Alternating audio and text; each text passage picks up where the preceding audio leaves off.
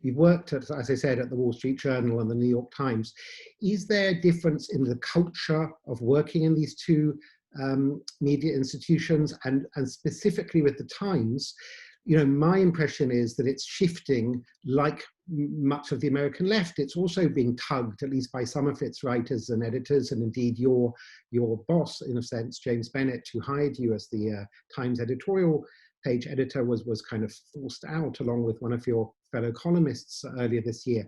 Is there, you know, how would you rate, is it, I mean, feel free to answer this how you want to, but I, for one, I'm a bit worried that the New York Times, which is a very important media outlet, should be too partisan or too pulled in one direction. But you may disagree, I don't know.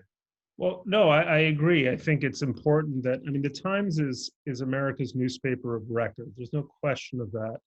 And one of the things that struck me when I moved from the Journal to the Times is just how much larger an operation the Times is, not only in terms of the number of journalists it employs, but really in terms of the reach that the Times has. When I was at the Journal, I thought we were comparative, more or less the same size as the Times. That was a mistake. The Times is just a much larger newspaper, and I think my role there is to provide some of the counterballast, if you will, that the paper not only needs but acknowledges that it needs, because the paper has in fact always been a liberal paper. It has always tilted left.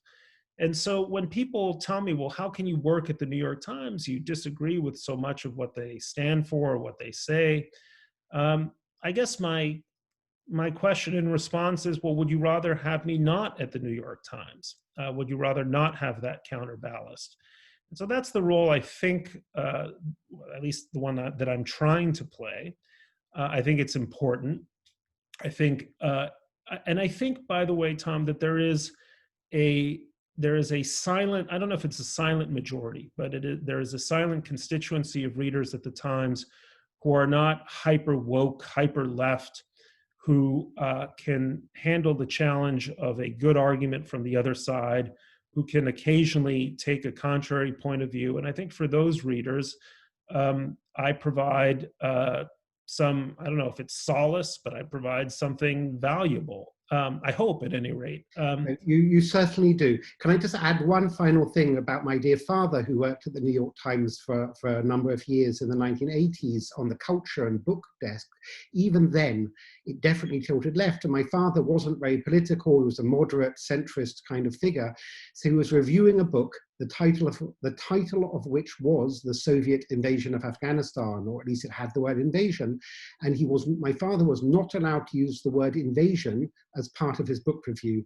They've changed it to intervention, because they said that the communist government in Kabul had invited the Soviet Union in, and therefore it was an intervention, not an invasion. So it's not necessarily new, some of this woke politics at the New York Times. We're talking 30 years ago, but nevertheless, you of course play a very important, very important voice, both at the New York Times and in the world of opinion punditry in general.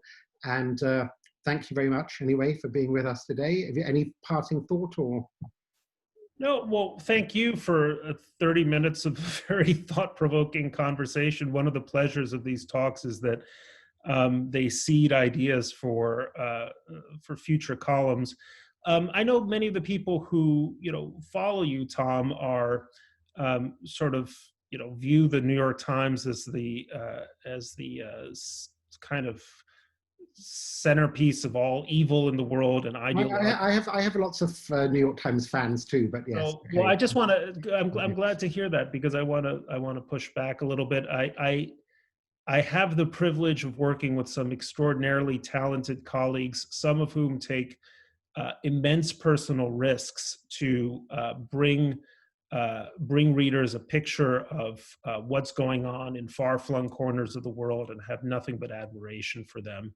And I think that's always worth pointing out. No, indeed, and I should just point out, with the New York Times, also The Guardian in Britain, it's a great pity that a lot of their wonderful coverage is slightly obscured by some rather extreme voices, both in the opinion and also the news pages that find their way into the Times and Guardian.